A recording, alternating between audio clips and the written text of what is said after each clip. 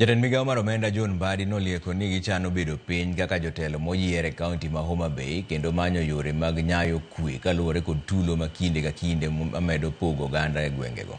MBADI okoni wach tulo mag siasa miyo kaunti ma Homa Bay picha ma ok ber. Walter Nyambaga pod nigi ler mar wachni.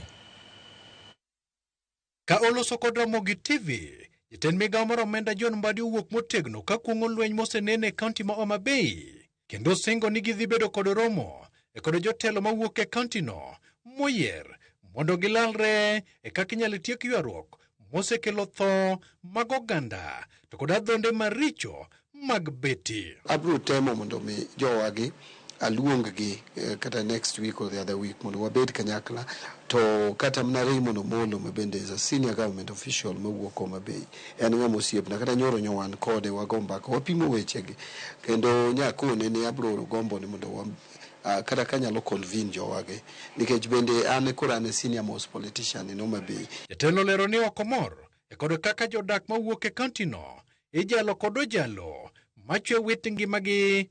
MBADI okoni mano ok en siasa makare e piny molony to kod demokrasia manyasani. Gima timore Homa Bay ok en gima demor ng'ata kata ma okaw Homa Bay. To inwang'o ni nitiere suku mang'eny kun mang'eny minwang'o ni kichako siasa moro amora kata yiero mag party ng'ato wuok kamoro to dhi gi beti to beto bad ng'ato malwar piny. Ji betore gi bete jomoko betore ma inongo otieno ni kia ng'ato yud ko obet gi beti onegi samoro yudo me puothe ok en gima ni kare. MBADI bende oketa yanga ni ok odhi laro kom gavana yiero ma 2027 e ka obiro keto maino e dongo chumi mar Kenya. Kwa keto ni walara kombe nikech wadwaro lero to wabro mabedo gi ywaruok.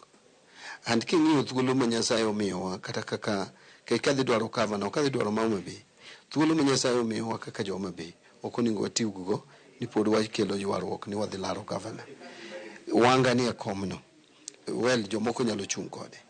An kaka John MBADI aneno ni kom mantiere ni anyalo manyo yo kanyalo pod bede kendo mbele kata bede machielo e national level. Walter Nyambaga, Ramogi TV. Gavana ma Homa Bay Wanga okoni duond bura mar ODM biro medo siro jatend